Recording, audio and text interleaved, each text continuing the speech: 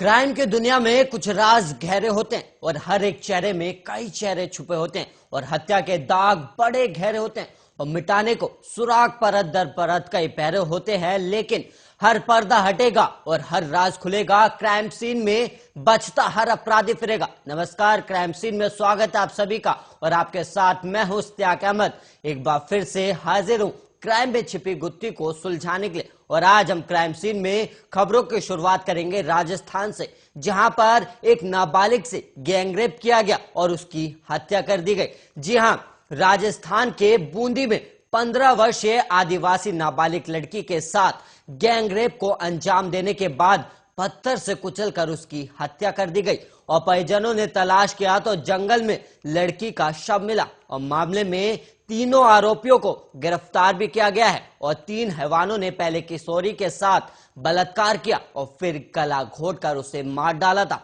और विरोध करने पर उन्होंने नाबालिग के शरीर को नोच डाला था। और गिरफ्तार तीनों में से एक आरोपी नाबालिग बताया गया और वहीं सिर्फ 12 घंटे में मामले का खुलासा कर पुलिस ने दुष्कर्म और हत्या प्रकरण का मामला दर्ज किया है। और वारदात बूंदी जिले के बसोली थाना इलाके के काला कुआं गांव की है और यहां 3 दरिंदे एक 15 वर्षीय बालिका को अपहरण कर जंगल में ले गए और वहां से बारी बारी से गैंगरेप की घटना को अंजाम देने के बाद में पहले उसका गला घोटा और फिर पत्थर से उसकी सिर कुचल दिया गया और वो लोग लड़की को घसीटते हुए जंगल में ले गए। और वहीं परिवार लड़की को ढूंढने लगा तो गांव की किसी महिला ने बताया कि इधर जंगल से लड़की की चीखने की आवाज आई थी और लड़की का पिता ढूंढता हुआ गया तो वहां पीड़िता का शव नग्न अवस्था में पड़ा था।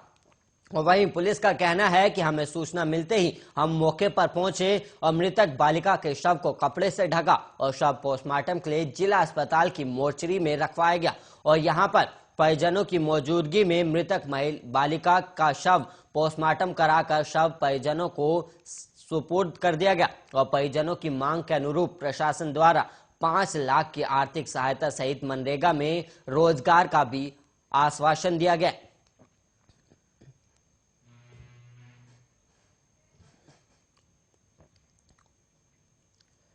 और वहीं राजस्थान के झुंझुनू में 11 साल की छात्रा से स्कूल में रेप के मामले में चौंकाने वाली बात सामने आई है और पीड़ित 7वीं कक्षा की छात्रा ने स्कूल के एक टीचर को पत्र सौंपा है और पत्र में लिखा है कि मैं अब जीना नहीं चाहती, मैं मरने जा रही हूं और मैं पूरी तरह से परेशान हो चुकी हूं और मेरे मम्मी पापा मुझे हर रोज मारते हैं, कहते हैं तू मर जा और आत्महत्या करने के लिए कहते हैं। और पत्र मिलने के बाद तुरंत जिला शिक्षा अधिकारी को सूचना दी गई और मामले की जानकारी मिलने पर चाइल्ड हेल्पलाइन के सदस्य छात्रा से मिले और इसके बाद छात्रा को बाल संरक्षण समिति को सौंपा गया।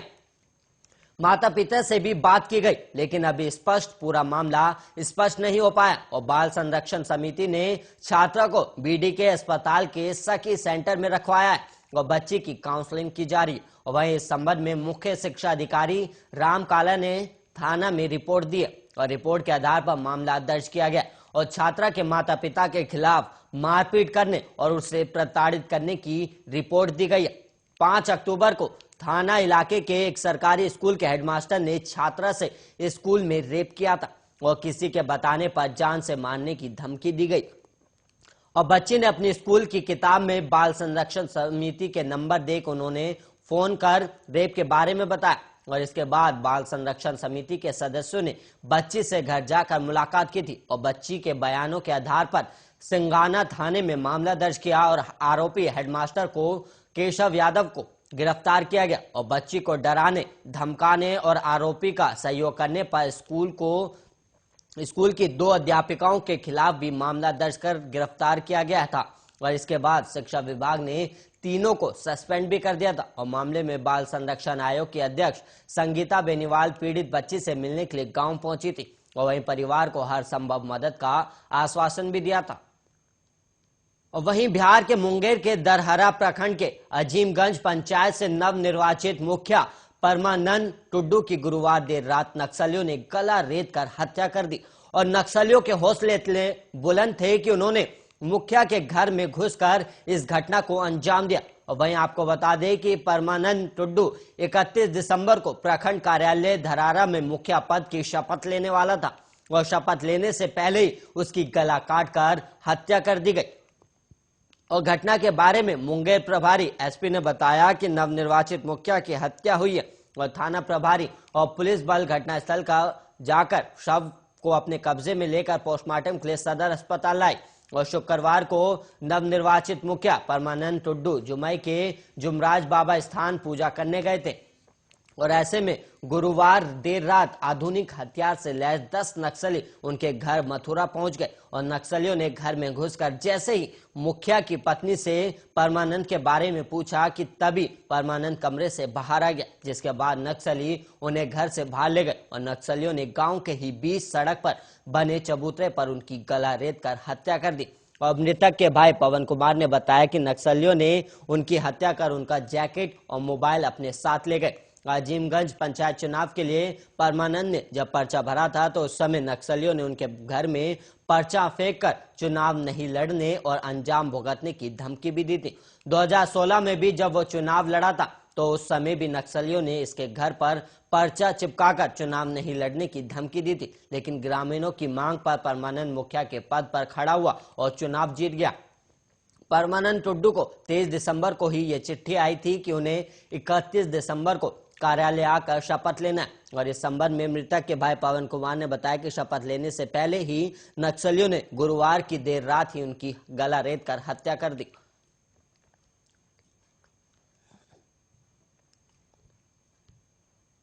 वहीं राजस्थान के खेरवाड़ा में निजी स्कूली छात्रों ने आपसी विवाद के चलते अन्य स्कूली छात्रों पर चाकू से हमला कर दिया और इससे 2 छात्र घायल हो गए। और खेरवाड़ा पुलिस ने बताया कि कस्बे के निजी स्कूल के 2 छात्रों का किसी बात को लेकर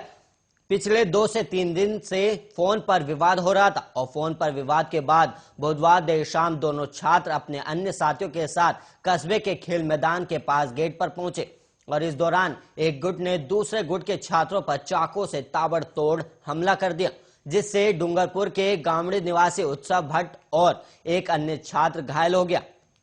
घायल छात्रों को उनका साथी कस्बे के निजी अस्पताल लेकर गया और इस दौरान आरोपी छात्र घायलों के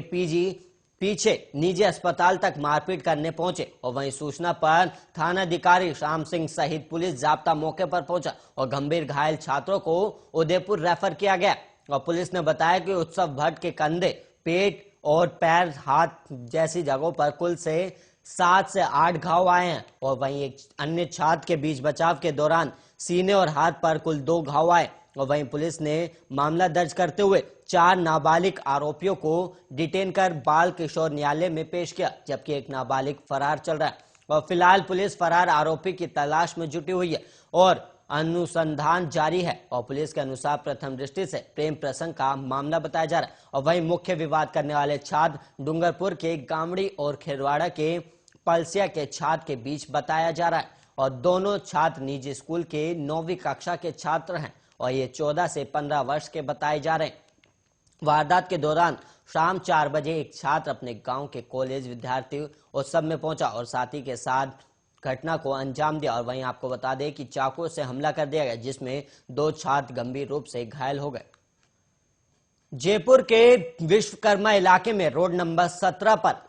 21 दिसंबर को पत्नी के प्रेमी की सरेरा चाकू से गला काटकर हत्या करने वाला पति पुलिस की गिरफ्त में है और उसे विश्वकर्मा थाना पुलिस ने गुरुवार को गिरफ्तार कर लिया। डीसीपी ऋचा तोमर ने बताया कि प्रारंभिक पूछताछ में सामने आया कि गिरफ्तार आरोपी करण पंजाबी की पत्नी वर्षा दिल्ली की रहने वाली है और उसका प्रेमी भी है, दिल्ली का ही है और दोनों उसके काम पर जाने के बाद पार्क में मिलते थे और इसलिए दोनों के झगड़े भी होते थे और इस चक्कर में पत्नी उसे छोड़कर भी चली गई थी और वापस लौटकर आई तो भी प्रेमी से मिलती रही और इसलिए उसे मार डाला गया और दोनों की सोशल मीडिया से दोस्ती हुई थी और फिर मोबाइल फोन और चैटिंग में होने लगी और बातचीत से नजदीकियां बढ़ने लगी और वर्षा का पति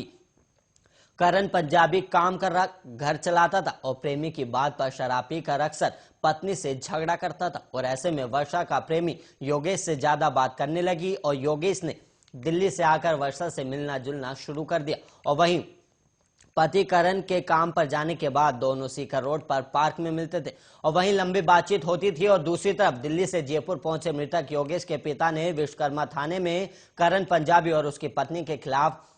केस भी दर्ज करवाया था। धोखाधड़ी, हत्या और ST/SC एक्ट में दर्ज करवाया है। और वहीं जिसमें बताया है कि करण और उसकी पत्नी ने उनके बेटे योगेश को सरकारी नौकरी लगवाने का झांसा दिया और उसे 2 लाख रुपए लेकर जयपुर भी बुलाया गया और यहां रुपए हड़प कर आरोपियों ने उनके बेटे योगेश की हत्या कर दी। और केस की जांच ACP राजेंद्र सिंह कर रहे हैं।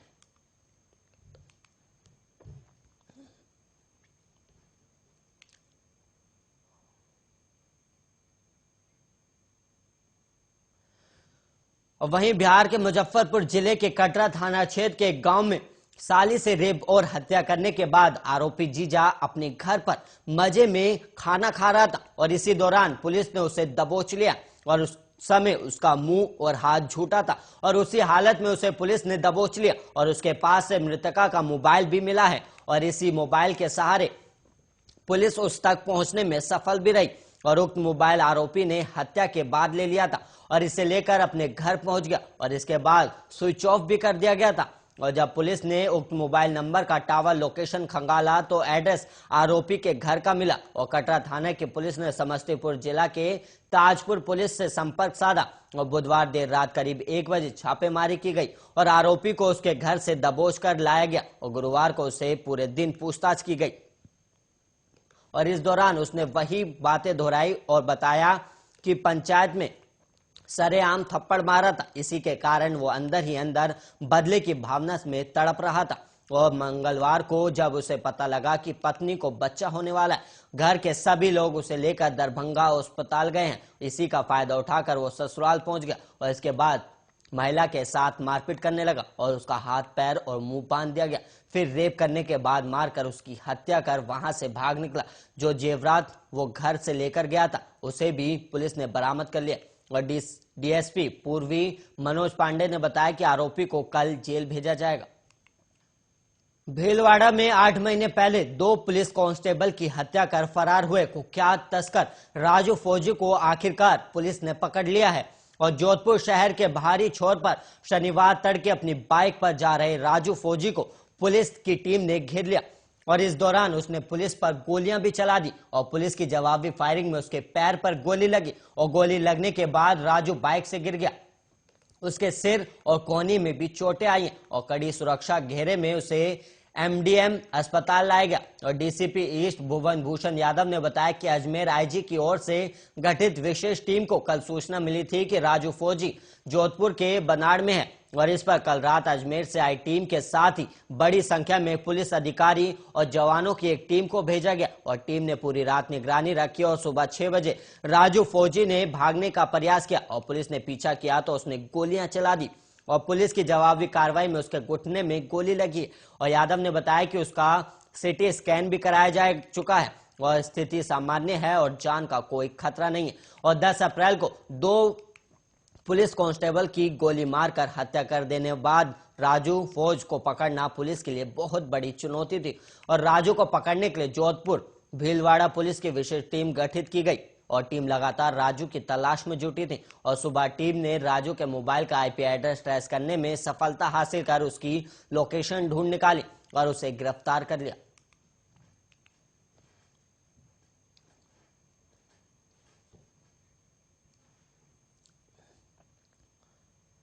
जयपुर के गोविंदगढ़ थाना इलाके में भगवान के घर भी चोरी करने से ना चूके चोर और वहीं आज अल सुबह ही गोविंदगढ़ थाना इलाके के सांदरसर और अलीसर गांव में स्थित 2 मंदिरों में एक चोर ने चोरी की वारदात को अंजाम दिया और सांदरसर गांव के रामदेव जी मंदिर में दान पात्र तोड़कर नकदी चोरी कर चोर फरार हो गया और बाद में आलीसर गांव पहुंचा जहां महादेव मंदिर में दानपात को तोड़ने की कोशिश कर रहा था कि उधर से गुजर रहे एक युवक ने दानपात को तोड़ते समय देख लिया और युवक के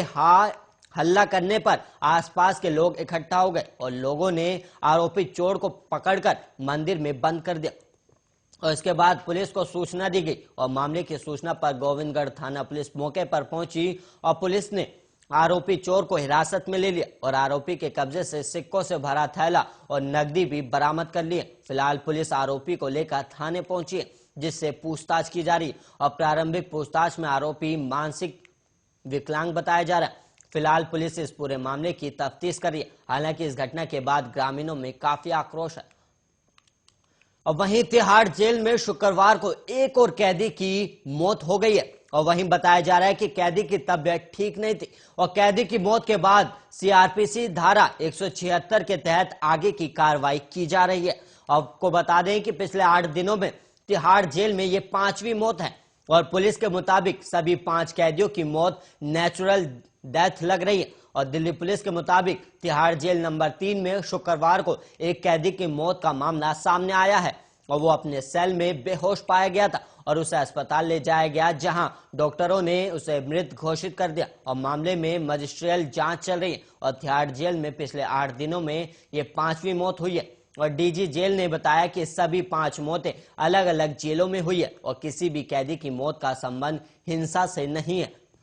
और इन सब की मौत का कारण पुरानी बीमारी या अन्य अज्ञात कारण की ओर इशारा करती है। और नियमानुसार प्रत्येक मामले में मेट्रोपॉलिटन मजिस्ट्रेट द्वारा पूछताछ की कार्रवाई भी की जा रही है। और शुक्रवार को मृत कैदी का नाम विक्रम और विक्की बताया जा रहा है, जो जेल नंबर 3 में बंद था। और पुलिस के मुताबिक मृतक के शरीर पर किसी भी तरह के चोट के निशान नहीं पाए गए हैं।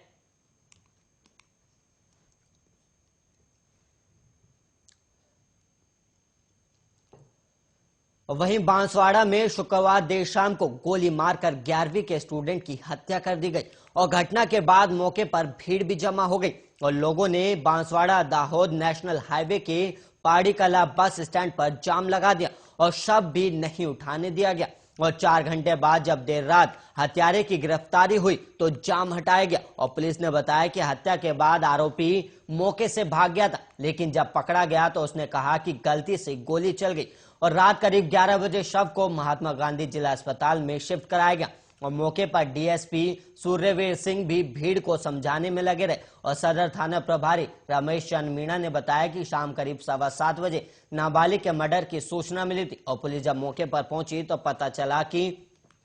पाड़ी कला सीनियर स्कूल के पीछे एक मकान में लक्ष्मीपुरा के रहने वाले नाना लाल पटेल के 17 साल के बेटे भरत का शव मिला और ये भाड़ा बकरी और घोड़े बांधने के काम किया करता था। और पुलिस ने बताया कि ये मकान शंकर लाल भोई का है और उसने 2 साल पहले ये मकान बड़ौदिया के रहने वाले शाम मोहम्मद के बेटे मुन्ना लाल को दिया था। और मुन्ना लाल यहाँ लोगों के खेत और मकानों की चौकीदारी करता था और इसी मुन्ना लाल के सहयोग मुजफ्फर पठान मुज्जू ने यह वारदात की और गोली मारकर वो मौके से फरार हो गया और जिसे देर रात पुलिस ने पकड़ भी लिया है। और इधर थाना प्रभारी रमेश चंद्र ने कहा कि वो शनिवार शाम तक हत्या के कारणों का खुलासा कर देंगे और वहीं आवश्यक सबूत और जानकारी जुटाने के लिए पुलिस टीम काम करे और इस मामले में थाना पूनाराम गुर्जर का भी सहयोग लिया गया है।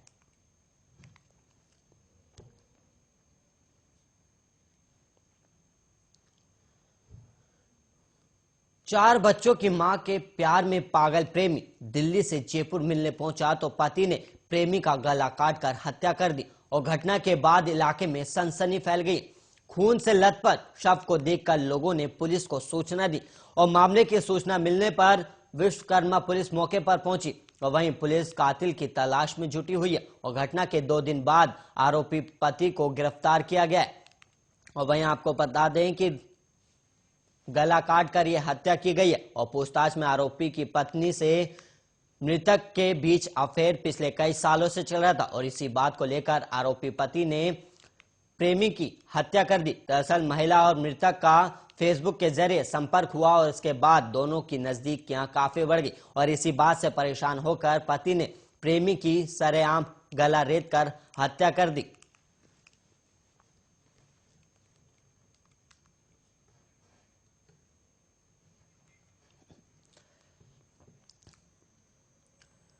आज के क्राइम सीन में इतना ही। फिर मुलाकात होगी क्राइम की कुछ चौंका देने वाली वारदातों के साथ और हमारी नजरों से नहीं बच पाएगा कोई भी अपराध, चाहे नेता हो या फिर आम इंसान। हर अपराध का होगा पर्दाफाश और देश और दुनिया की तमाम खबरों के लिए आप देखते रहिए